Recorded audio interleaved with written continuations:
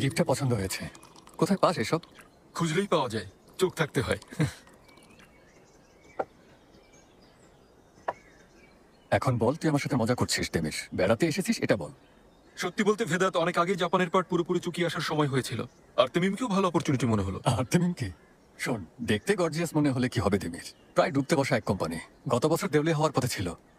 আর সামনে এর ভাগ্যে কি আছে কে জানে। ও ভেদাত সাহেব, আপনি তো দেখছি ভালোই খবর রাখেন। তা তো রাখবই।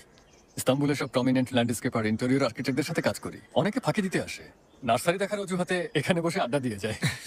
আচ্ছা শোন, এই সেক্টরের কোনো গসিপ জানতে হলে আমার কাছে চলে আসিস। ভালোই হলো ভেদাত, প্রতিদ্বন্দ্বী কোম্পানির গোপন তথ্য তোর কাছ থেকে জেনে নেব। হয়েছে, আর মজা করতে হবে না। আচ্ছা, আর তিমিমি কেন? তোর মতো একজন মানুষ এমন লস প্রজেক্টে কেন ইনভেস্ট করতে গেলি? যতক্ষণ শ্বাস ততক্ষণ আস বলে একটা কথা শুনেছিস ভেদাত? শোন, আমি অত সব ফিলোসফি বুঝি না। কত বড় বড় অফার পেয়েছিলি, হ্যাঁ? ইস্তাম্বুলের সব বড় আর্কিটেক্ট কোম্পানি, কর্পোরেট সেক্টর তোর সাথে কাজ করতে চেয়েছিল। তোর কি অন্য কোনো প্ল্যান আছে? কি সেটা বলতো?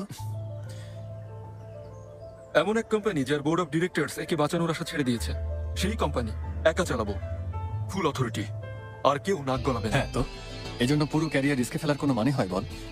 যদি বিশেষ কিছু পাওয়ার ইচ্ছে থাকে, হতেই পারে। কিছু বলার নেই। না বলাই ভালো। পুরো পৃথিবী দেখেছি, কিন্তু তোর মতো দ্বিতীয় কাউকে দেখিনি। আচ্ছা, তেল দিয়ে মুখ বন্ধ রাখতে চাইছিস তাই তো?